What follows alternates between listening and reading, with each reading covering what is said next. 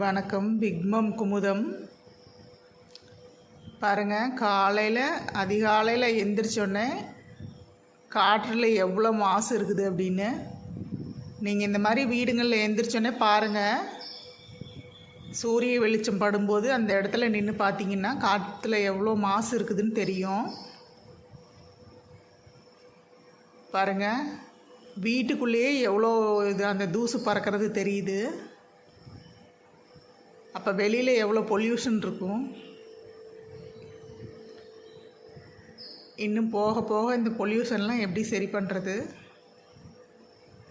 நிறைய மரம் நடணுங்க. நம்மளால் முடிஞ்ச அளவுக்கு நம்ம வீட்டை சுற்றி ஒரு மரமாவது நட்டு வளர்த்தணும். அப்போ தான் நம்மளால் இயற்கையை பாதுகாக்க முடியும்.